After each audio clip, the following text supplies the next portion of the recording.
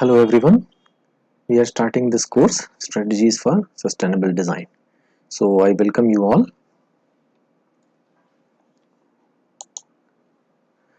So the objectives of this course are to explain the concepts with the design process so that you can understand and you can grasp it and you can utilize it in your projects and studies. Second objective is to give you real life examples so that you can relate. You can relate with the real life and things which are happening by the efforts of several researcher agencies, all around us. And the third one is to give you the state of the art like a literature and study material, which is very crucial in today's time to understand and move ahead. So the course structure is divided into several sections. So like defining sustainability, what is life cycle analysis, thinking alternatives, okay, taking nature as inspiration, emerging practices, integrating science and design for like a health of the ecosystem with the several case studies. So case studies varies from like industrial design to architecture, to the city planning. So there are several actually types of case studies depending upon the uses of the material and several techniques depending upon those the strategies which have been discussed in this course. So we have taken actually and we have selected some case studies. So before beginning the course, I would like to put up like one point. Well, there have been like a innumerable number of like life forms which have been existing on this planet for like millions of years. Well, humans have also been a part of that biosphere, which has been living in this cohabitation with, along with other species, whether they are like animals, birds, reptiles, plants, vegetation, trees, and all of those. Okay, even aquatic life for like thousands and lakhs of years at least. Okay, whatever like our scientific studies actually give some ideas. So well, some form of like other species of the like humans, okay, like our ancestors of humans, they have been existing on this planet for a very long time. So the question arises, how these cultures of like a humanity, they have actually survived for like thousands and thousands of years without causing much damage or like almost like any damage to the ecosystem, to the environment, to this planet. Well, this is like a undisputed fact, like they have been living in the sync with nature. So in our course, we will try to see like how much off track we are living right now, okay, as a civilized society away from the nature.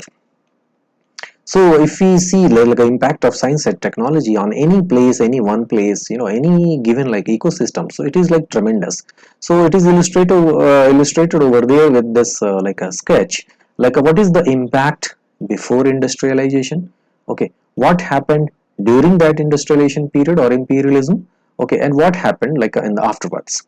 So it is very clear and I think evident like what has gone wrong. So majorly the period of industrialization, which happened mostly in the like European countries at that time, okay, has actually given the spur of like this kind of development which we are part of right now. Almost every country is emulating the same format of like a growth and development. And well, planet, you see the apathy of the planet, and it's not just the Africa as illustrated in this sketch. I believe it is like every continent, almost every country on this planet is facing the same thing, whether this way or the other, but actually cause and effects are almost the same everywhere. So about study material being delivered over here, the course intends to give like a to explain like a various strategies needed for like a different like a stages of design. For example, like design framing like a concept, framing like design guidelines, designing itself, and detailing specifications, operations, and disposal of that whatever the artifact is. So yeah, and actually the idea and the intent behind this course is to provoke you to find and deal with like a given situations in your daily life, in your daily like academic and research life, in your professional life, okay, always. So the course intends to give you that introspection and several ways through which you can devise to deal with it. Well, this course I have prepared with the help of like several literature material available from like books, research materials, articles, and reports published from like respected agencies like United Nations, IPCC, and several other. So this content and research material given over here, they belong to the respective copyright owners, and the copyright remains with them only. I'm using this study material here only for the academic purpose. So let's begin with our first actually and the second lecture, which talks about like defining sustainability. So if we simply see the dictionary definition of like what is sustainability, so sustainable word is an adjective, okay, which defines a kind of a certain maintaining a certain rate, maintaining a certain pace. Okay, so what has gone wrong in like in the recent times, recent decades, and maybe 1 or 2 centuries? Okay, that the pace at which the human like society's growth and development has like a dependent upon has actually taken a very odd turn. Okay, so there has been a very strong like a jerk which we are experiencing in the terms of like a climate change. Okay, so sustainability actually comes right there where there have been a like an imbalance like in the pace in the growth and development actually observed in this like a planet. So, you're seeing a very famous person belonging to this the whole scientific studies around sustainability. Well, she is like a grow her Limberland. So she has actually presented her thoughts long back in 1987, which was published as a report. So there she mentioned to make development sustainable, to ensure that it meets the needs of the present without compromising the ability of the future generations to meet their own needs. That means we have to preserve the resources, we have to preserve the finite resources of this planet, because this planet is like one unit planet. Okay, it is made up of like certain amount of like some certain substances. Okay, the ratio of the like oxygen, the ratio of the other materials, ratio of the everything and everything, okay, has like has been maintained for a very long time, and I think that is very critical to support the present life form on this planet. So if there is an imbalance being observed in that balance, okay, obviously it's going to have its impact on the like a biosphere, the ability to sustain life on this planet. So there is another actually perspective given by D.K. Ching. He says like local and external contexts are necessary to consider for like building design process, and without which one cannot proceed. So as we can see, it's not just the internal, is the external, is the surrounding, okay, is the all of the context, whether they are like at present on the site or they are even external, they all matter, because we are all part of like one big ecosystem. So everything matters. So here, I think this is a very familiar actually diagram to define like sustainability. There are very important and prominent three different aspects, which are like environmental, social, and economic. Around these three, the whole concept of sustainability is actually evolving at present time. The sustainability is a dynamic concept, so it may be possible that the whole definition of sustainability itself may gets revised tomorrow in the times to come, and it may include actually several other aspects also, which we have been observing for a long time, like how the scope of this like a sustainability has evolved in the recent like decades. So here if we see in a very like in terms of like a formula, so here the consumption, okay, should be lesser than the capacity of this planet to regenerate and restore resources. Obviously it's a simple formula of like a demand and supply. Well, demand is huge and supply is little, so obviously we are going to run out of the resources, and there is no factory, there is no like other facility available to regenerate those resources artificially. It's not possible. So if we are falling short of the resources of this planet, obviously tomorrow we are going to face a very critical situation. So that is being given over here. The consumption must always be within the limits of this planet to restore and regenerate combined. For any like a given like a setting of like a rural and urban industrial ecology, you can see in this illustration it talks about there are resources which come from like outside the limits of that settlement. Okay, you can see in this figure over here. Okay, and there is something which goes back also. What is happening as an imbalance today? Okay, what goes as a byproduct, okay, has become a non-fitting or unfitting actually resource that we generally know as pollution. So cities and any settlements, they are consuming a lot of resources, and in turn they are generating a lot of like polluting material, okay, polluting substances, okay, in all the like spheres of the like this ecological like a system, whether it is for like air, whether it is for like soil, water, in terms of like noise, even in terms of like a light. So all of these forms are the actually the bad effects of this whole development. So minimal use and maximum recycling of non-renewable resources is the very primary and foremost recommended actually thing to be like taken care of. Otherwise, obviously, as it was like stated, we are going to run out of the resources. So let's have a quick look on the two important parameters of like today's society. The first and foremost like a human well-being, and the second, the well-being of this ecosystem. So how different countries are actually faring today, I think it is very important to note and observe, because this actually decides the what kind of like a policies, okay, and guidelines, and the procedures these countries are going to adapt to make a balance, to establish a balance between these two very important actually aspects. So as we can see over here, the lower part, okay, on the like a y dimension, it talks about like a human well-being. So it starts from 0, it goes up to like 100, and the same for like a ecosystem well-being also, it starts from 0, goes up to like 100. So on this scale, if we see on the y dimension, okay, some countries, they have not even crossed a level of like 20 on the human well-being, which is just 20% of the whole. Okay, so those countries are like it's very evident over here, like Somalia and Afghanistan. So these countries have been doing relatively very bad as compared to the other countries.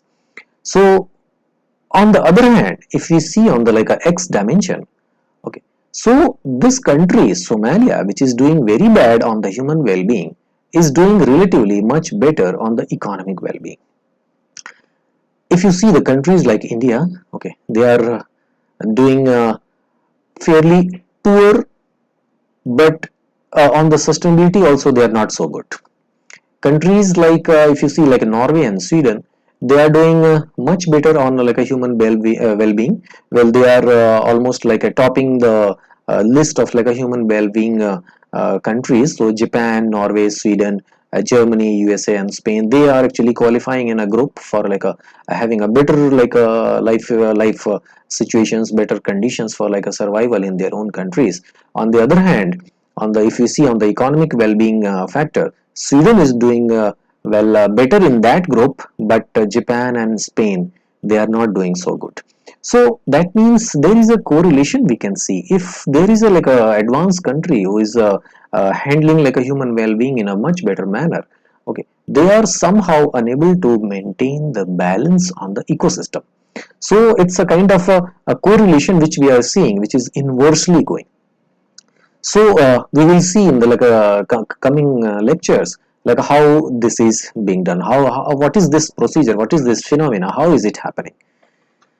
Okay, so let me before going on to those details, let me give you some insights about okay how to go about like designing, how to go about like manufacturing, how to go about availing any resource and making use of it for our like consumption. So there are two types of like cycles. Okay, for like any product, for like any service, for whatever we are actually sourcing from this entire nature. So there is one way which is very like a normal, is the extraction of raw material, production, linear cycle, packaging, distribution, use of maintenance, and incineration and disposal. So it's a linear way of actually progression. On the other one, you can see okay right here, it's a cyclic way of progression in which there is a closed loop. So from wherever we are starting, we are coming back right there and we are starting again. So this is called as like a closed cycle loop. So this is very essential actually for maintaining the replenishment for maintaining the balance. Because in the first one, okay, if as you can see over here, there will be a lot of resources which will be coming for like a as a byproduct, as a permanent waste. So that is very hazardous for the ecosystem, and the certainly it's causing actually an exhaustion in the already like a limited resources which are available on this planet. So currently in today's like sustainable like studies, obviously this closed loop cycle is the preferred one, where we must close the cycle. We will discuss more in detail in the coming slides. So going back to like a simple like example of a house. So a house actually consumes energy, it takes like information, as well as it utilizes matter.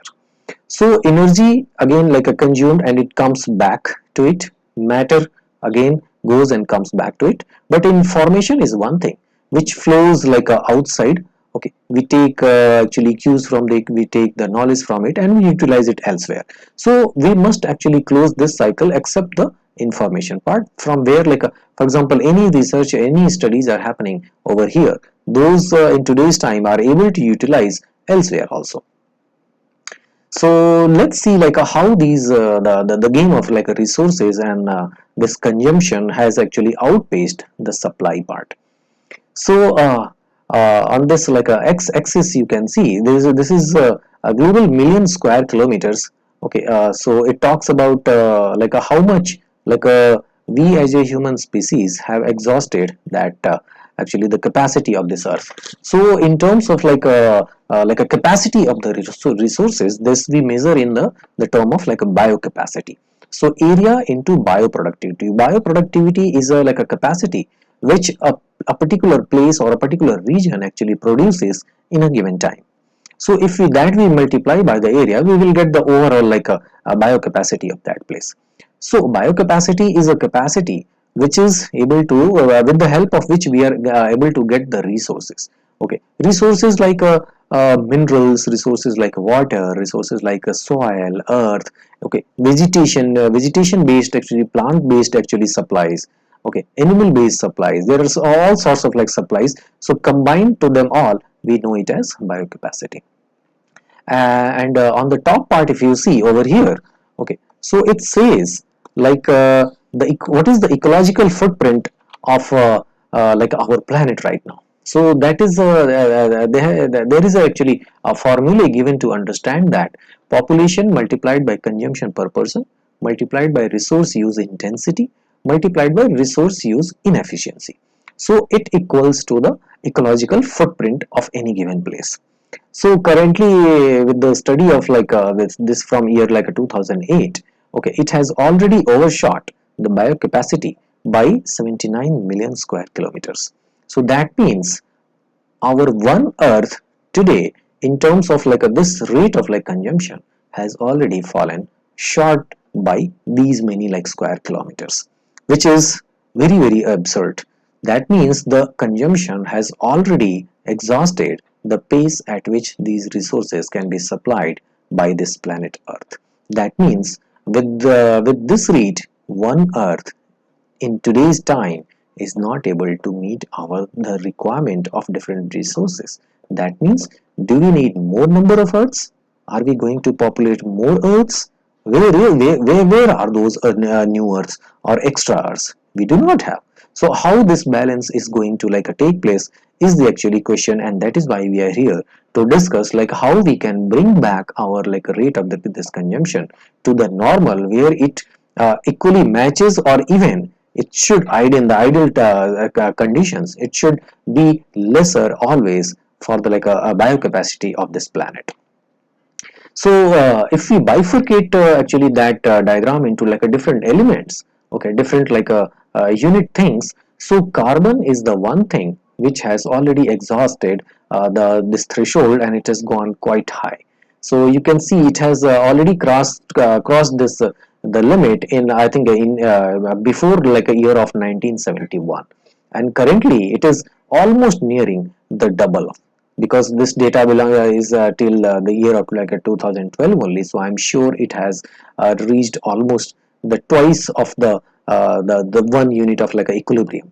Well, some other resources like fish, crops, built up land, forest products, well, they are in the limit, but there is a significant rise which is being observed even in those. So eventually, if the requirement of resource actually continued with the same pace, I'm sure we are going to cross even those.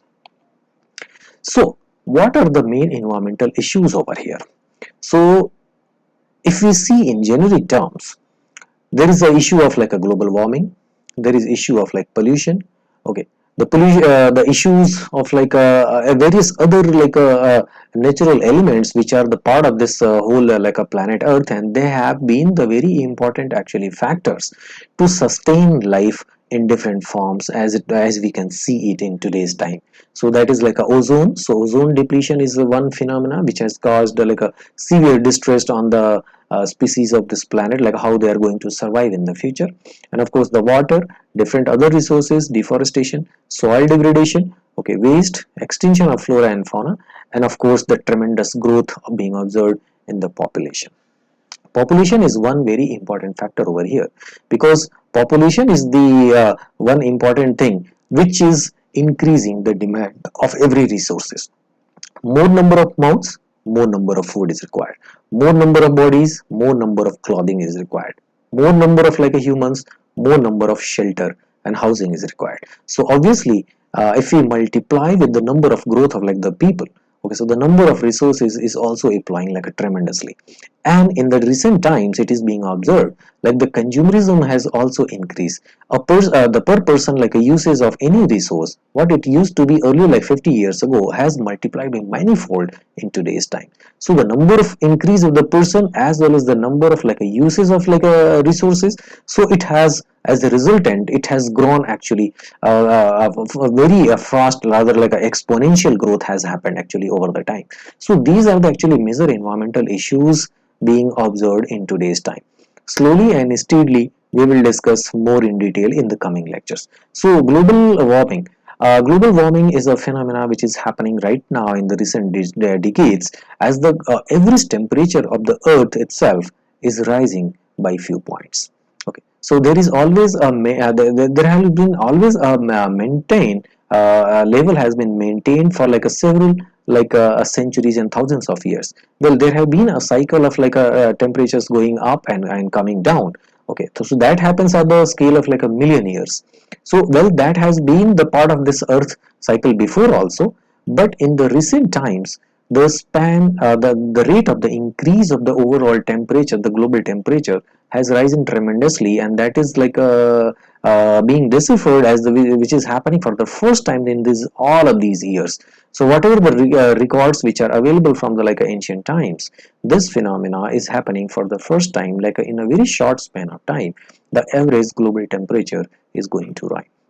Well, there are very catastrophic repercussions to this effect, in terms of like it's going to melt the ice caps and snow caps of the Antarctica and Arctica and other Arctic and other like mountain ranges and all that. So as a resultant, the sea level is going to rise, and the moment sea level rises, there will be a catastrophic actually situation arising in the countries which are like low lying, which are right situated next to the seashore level. So resulting into the loss of the lives and loss of the like a place for the like a humanity. So it will create a crisis. Plus it with the increasing temperature, there may be imbalance in the atmospheric like a composition of the like a oxygen and several other gases. So those gases are behaving like a greenhouse effect, and the overall temperature of the earth is rising. Well, it is creating an imbalance in the like a cycle of the water and cycle of the air. So some places which have been living like a normal life, or they have been receiving like a certain rate at the precipitation, they are experiencing some fluctuation in that. Either there are droughts, or either there are floods. So this kind of like imbalances are actually occurring because of this situation. The next one, pollution. So the pollution of like air, water, land, light, there are several types of pollution. So the all of these mostly these industrial like effluents and discharges, they are actually degrading, they are creating an imbalance in the places. As a resultant, several aquatic life, several like a aerial life, several like a land based like a lives, those are being lost today because they are losing their habitation. The toxic effluents from the manufacturing units and from like a different other like a facilities, they are coming out in the ecosystem and they are creating a havoc on the species. On the ozone depletion, well, this is somehow like a being is has come under control in with a lot of like effort from like a different countries, different like companies across the world, because they have actually regulated like a CFC like emissions from the electronic and electrical gadgets, home based like gadgets, and even industrial gadgets and appliances. So well, this has come under some control, so we can obviously like say like this if with the consistent actually effort and intent, okay, we can obviously have the corrective measures coming to some results in on our planet earth. So this actually emphasizes like how important these efforts are, because these with the help of these efforts we can obviously overcome the challenges which this earth is facing with the entire like the group of species which are cohabitating like a species are also facing. And water, well, one third of actually globe is covered with the more than one third of this globe is covered with the like water, and water is an very important actually ingredient to sustain life, whether it is even land based life. So our bodies are also made up of like a major component of like a water. So water is very important for like everyday life. Water is important for our more metabolic activities. Water is very important and critical for the like a climate and weather patterns, like how, for example, like India, like how India depends on the monsoon and the rains which comes in the month of like June, July, August, September. So India actually receives its like a water supplies through the monsoon in these months, and entire almost like 90% of our like agriculture today's like a degree agriculture in the rural areas depends upon actually the monsoon, because obviously we do not have the capacity to dug up the like actually lakes and bring the groundwater on the river, and even the level of the groundwater has actually decreased significantly in several places, in several states are like facing a huge crunch for like a water supply for our like everyday needs. Well, in the recent years, like last 1 or 2 years, it was observed, you may have of course read this in the news, the city of Chennai faced a severe problem and there was a mini migration observed in the like a society. So there was no water supply at all, so people were actually forced to move out of their houses and take shelter elsewhere. So this is a very catastrophic situation which has already started giving us some actually bad effects in our society. Uh, Other resources like a non-renewable resources such as like a hydrocarbons, such as like a gases, such as like a petroleum products, such as like a other like a mineral based like a products, such as like a several like a queries. Okay, so these are present in a very limited like amount. They are not unlimited supplies which we can keep digging and keep actually sourcing. They are going to exhaust one day. So we must take care of the supply of these resources so that we can keep taking them even for tomorrow, because if it is going to exhaust in like a coming few years, there won't be any more new mineral available, or there won't be any new hydrocarbon available for like consumption. So how the human society is going to sustain in those times is a big question. Deforestation, well, obviously everybody knows, even a child knows, like trees are very important for the oxygen supply to maintain a balance of like oxygen in our atmosphere on this planet. So with this current rate of like a deforestation, like a cutting of trees, okay, this oxygen supply is directly going to be affected. Okay, and where are we going to get that oxygen from? There is no like a facility to produce oxygen at this global level. Well, we can produce oxygen, okay, for one cylinder, two cylinder, but we cannot produce oxygen at this level. Okay, we cannot actually replenish oxygen, the supply of oxygen artificially for this entire planet. Well, that's not feasible, that's not possible, that's not practical. So we must actually take care of these trees, because these trees are very important to maintain actually life, not just for humans, for like every living being. Okay, soil degradation, soil is very important. We are standing all our works all our things, all our buildings, all our structures, all our like transportation, everything is happening on the actually at top of this soil. So the soil is very important ingredient first of all to give us food, because on in this soil only we grow our like crops and other like vegetables, other fruits and everything.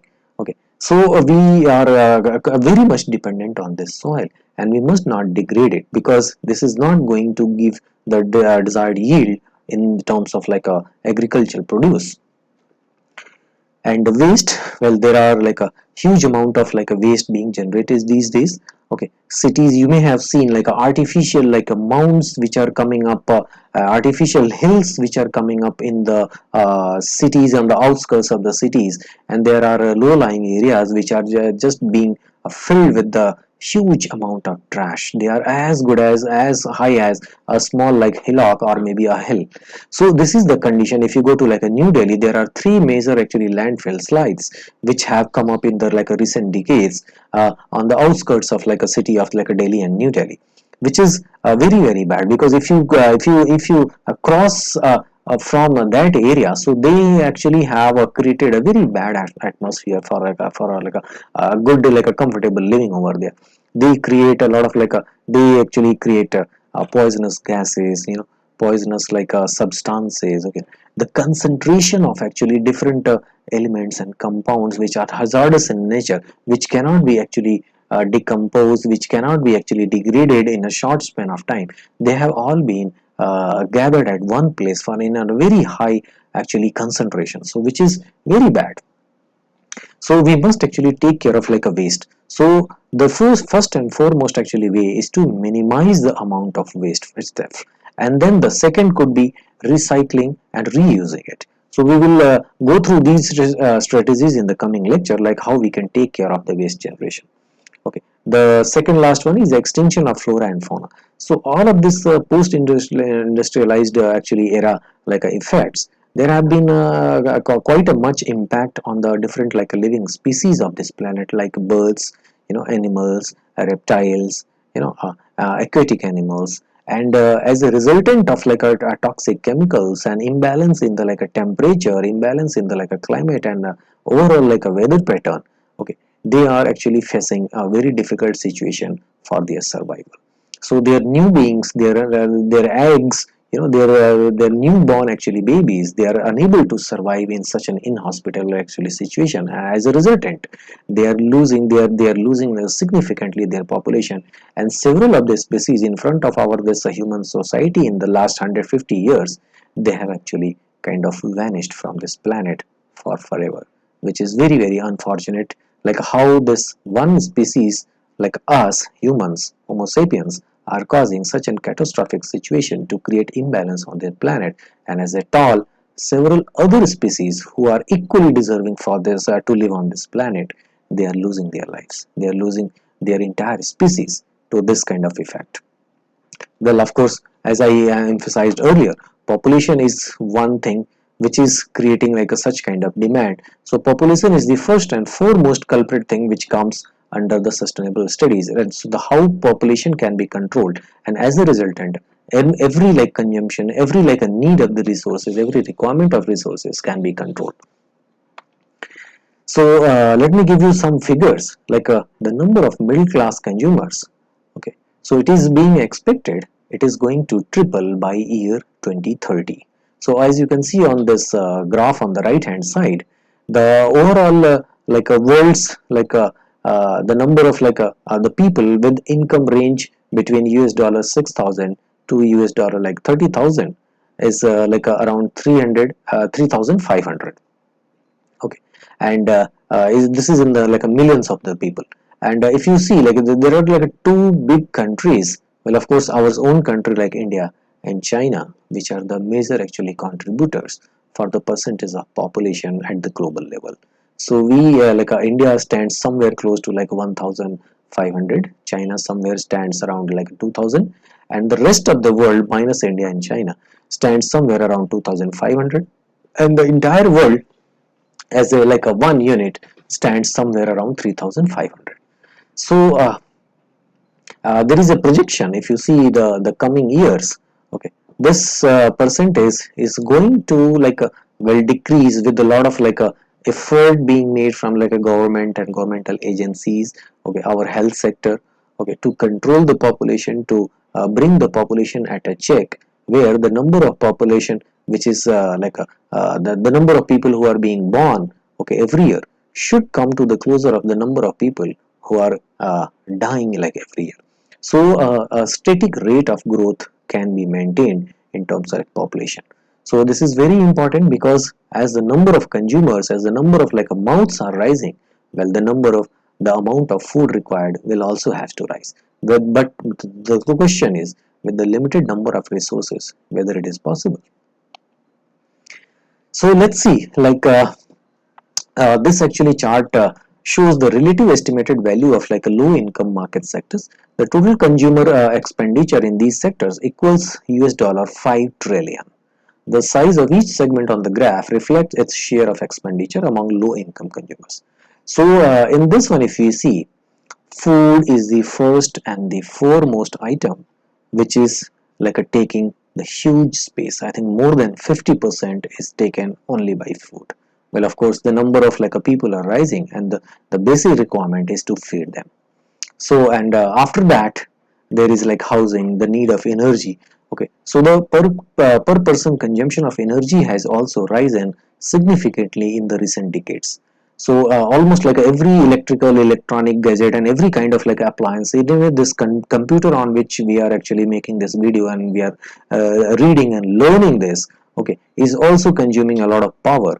So the reliance of the human society in today's time has significantly risen for the like a need of the energy. So each and every exploration, whatever we are doing today, requires energy, whether it is like a electrical energy. So mostly it is electrical energy which we derive from the like a coal, which we derive from the like a oil, which we derive from the like a wind power, solar power, okay, nuclear plants, okay, hydro plants. So there are several ways we are actually harvesting this energy, and we are trying to meet our demand. But still, world is not able to fulfill the entire the electricity demand of it. So this energy sector has actually risen tremendously in the recent decades. It is very important to address actually the requirement of the energy which is needed for our like survival. The next has like a transportation. So the as the globalization has happened over the time, over the like India started this globalizing its economy since like a 1991. Okay, and since then until today, and I think in the future is going to, in the future which is going to come, okay, the movement, okay, the global movement of people, goods, everything has risen like tremendously. Earlier, but generally like whatever was produced in a country was consumed also within the limits of that country. There was very little actually exchanged from the like outside world. But in today's time, this world is reduced in a global village. Okay, and now there is a lot of like transportation. So this transportation also exerts a lot of like a problem directly and indirectly on this ecosystem. So now instead of like a going for like any such time smaller requirements like for a like touring or in a day out for like 2 3 days or a week or something, instead of going nearby, we are now on disposal to go anywhere on the like a global scale. So this is actually increasing a lot of light transportation. Now we are sourcing actually buying stuff internationally. So as you may be aware of, like China has in today's times have become like a global factory. So China is supplying a lot of material, a lot of like a finished material for like almost every country on this planet. So meeting the requirements is one thing. On the other hand, if you see, this exerts a lot of pressure also. So how this can be maintained, you can see on the table on the right side over here. The population of Asia, okay, including like the Middle East, around 2.86 billion. Okay, and market size of the low income segment is around US dollar 3.47 trillion dollars. Okay, so and percentage of the region's population in this actually sector is around 83%. Okay, and percentage of the regions like a purchasing power overall is like only 42%. So in actually these charts actually give us this like a picture of how this low income consumers, okay, they are actually accounting for the consumption of the resources, okay, in the like continents, in the subcontinents, and at the global level. Okay, so in this slide I would like to talk about like the effects of the development which we discussed in one of the previous slides, like the human development index, okay, like human well-being and those kind of things. So there is a unit between like a 0 to 1, okay, and on the y dimension we have actually the ecological footprint of the a humanity at the global level. So this is given in like a global hectares per person, and this data is from year 2003 only. So I'm sure there is a lot actually has changed in the recent years, because every new decade, okay, we are experiencing tremendous growth, okay, from the previous decades in terms of the sharp incline in the our whether it is like a good global footprint, or that it is like a consumption, either the consumption of resources, or even increase of the population, several actually factors. So here, as you can see, there is a dotted line right here which talks about this line actually denotes world's average biocapacity available per person. So this is this biocapacity little below of like a 2, okay. This is like an average biocapacity which this earth offers without harming the threshold of it, without harming the overall balance of this planet earth. So there are a lot number of countries in this region, okay, from here to here you can see, which are still within this limit. Mostly these are the countries in this yellow circles, they are from like Africa. So the countries mostly from like a African continent, okay, they are well within the reach of ecological footprint, okay, as a country. Well, except one or two which who have actually gone above this line. So in this one, uh, so in this actually, if you slide, if you see, as we discussed in the previous that earlier slide, the pace at which the human well-being is being taken care of, and the pace at which the ecological footprint or the ecological balance is being taken care of is going like inversely proportional, okay, and that is evident even here.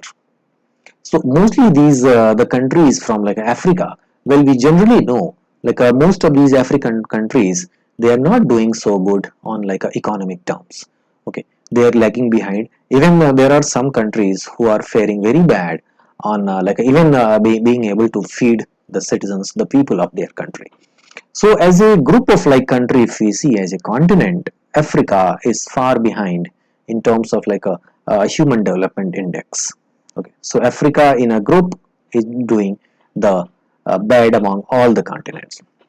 The next comes a few like a green ones over here. Well, this circle, you see this unfilled circle, this is India. Okay, so from this population chart, if you see these the unfilled circles are the there are two unfilled circles, one right here and one is India. So this one is China and this one is India, the population with the more than like 1 billion people. So there are only two countries right now who have actually the population of over like 1 billion each. So India is almost at the 0.6 of the like a human development index, okay, and on the parameter of like a ecological footprint, okay, India is still doing much better. We are somewhere close to like a 1 unit of the ecological footprint on these this on this dimension. So that means even with the doing so like a bad, we are still as a country, we are far below causing the negative harm to the planet. So as a as a country, we are still doing much better. But there are some different kind of issues. The issues are related with the number of population. Since we have actually a huge number of population, so we have a different kind of challenges. Overall, if you see the per person the purchasing power of like our the citizen of like India, and per person like GDP, if you see, so that is one of the lowest ones in the world. So even with the doing so fairly, okay, there are a lot of different sets of like challenges in front of like countries like India, because we have to bring a number of people and a huge number of people at par with the people from like other developed countries like Sweden, Norway, and USA, which we saw in the previous slide. So they are doing very much, very good in terms of like a human well-being. So somewhere we are lacking in those lines. Okay, let's see the other reflections from this slide. This slide. So there are some countries, okay, from like Asia Pacific. Okay, like these green actually circles you can see from here till here. Okay, so this is the range. So the most of the countries, okay, from Asia Pacific, okay, they are still below this actually threshold. Okay, but except like a few here, and here. And these are actually countries like Japan and all. They are the developed countries from like a Asian region. Okay, so they are actually doing much better in like human development index as well as like ecological footprint. So even if they are high on like this x-axis, okay, and they are high in the y-axis also. So they have already crossed this limit. So the countries which are above actually this dotted line, so all of this group, okay, is the group of the big polluters. Okay, so these are the countries actually mostly who are contributing for the imbalance of this planet. Okay, which is topped by, you can see, the country like United States of America, which is topping the list over here. Well, there is one small country also here, right here, which is light green, which belongs to this group. Okay, this group, Middle East and Central Asia. Can you guess which country is this one? This is not very big in population size. Okay, this is in the range of like 5 to 10 million. Okay, but in the terms of like ecological footprint, this is exerting the highest. That I'll explain more about it in the coming lectures, but I want to give you the answer to this actually question. This country is Qatar. So Qatar is actually giving a lot of like the biggest ecological footprint on this planet right now. At the pace at which it is growing and developing, okay, and at the pace at which it is creating like waste and other like degenerating actually elements for the like ecological balance, is the highest among all countries combined. Okay, so even if it is like doing very good in the like a human like a development index, it is somewhere close to 8.5 or 8.4, but in terms of like a ecological footprint, it had reached at the level like 12. India at the level of just 1. So see, there is a 12 times rise in terms of like India to this country in terms of like a global ecological footprint. Okay, so this kind of development, okay, which is going to exert such an stress on this planet, could be very catastrophic. So such development which is going to bring the humanity, whether its citizens, to like such a like a high standard of like living, in turn it is creating such a havoc kind of situations for the other species, other like citizens of the other countries also. So as a like a contributor to the imbalance, these countries are quite like a quite responsible for like such a mess. And the second one, United States of America, as you may be aware of, in the recent like last 4, 5, or 6 years, America as a country has actually withdrawn from like several international like cooperative like policies, like Paris summit was there and Kyoto actually summit was there. So America as a country has never signed the Kyoto protocols and is pulling out of like a Paris agreement also, which is going to have like a further like a fueling this ecological footprint. Okay, so it means they are going to even top actually this present status, which is somewhere close to like 9.6 or 9.7. So they are going to rise even further on this scale. Well, as a country they may be progressing, but as a country which is responsible for like such a bad state of like ecological footprint, this is really actually not so good. So other countries and other forums, other actually platforms are trying hard to convince them to control their emissions, control the rate at which they are consuming the resources, because it is very important to maintain that balance. And America is one of the actually a large size country also, which falls in the range of 100 million to 1 billion. So as a country, they are currently the very advanced league.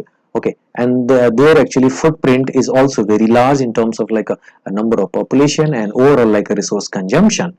So they must actually consider the situation which other countries which are in this actually league over here are experiencing, which belong mostly to the third world, with what we call them as the third world, like mostly other African countries, mostly like some Asian and South Asian countries, okay, countries from like Latin America, okay, so they are not doing so good in like a human development index and all. So how the effort from the other developed countries who are far actually ahead of these countries can help to establish this balance, okay, so that we as a species, why we as a one unit species on this planet can survive altogether.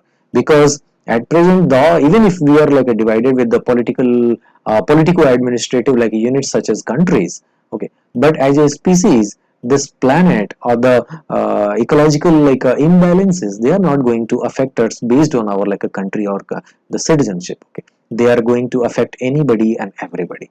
So how this can be maintained is a big question.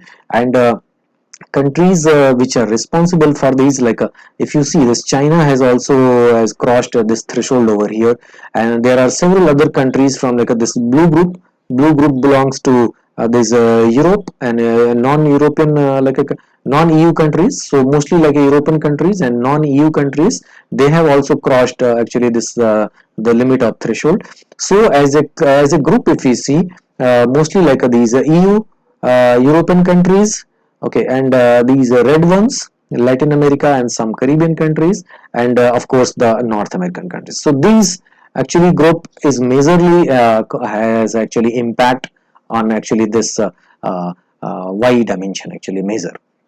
And they should actually help to establish with the transfer of like a technology, because in the recent times, in the recent years, several like a clean actually technologies has also like a come into the picture to consume resources to for like a simple manufacturing, okay, for like a service sector also. Like a service sector has evolved like a quite a much in the like a recent times. So like for example like aviation, so aviation also exerts emits a lot of like a carbon footprint. So how this can be minimized? So a collective actually pace of this growth and consideration is actually required in today's times to bring this whole thing to a balanced actually life. So we saw actually with this slide, which I have sourced from the global footprint network. So this data belongs to like a year 2006. Okay, so it talks about the ratio between the human development and the ecological footprint. So obviously it's not directly proportional. So with this, I would like to bring to an end to this lecture 1 and 2. Thank you everyone.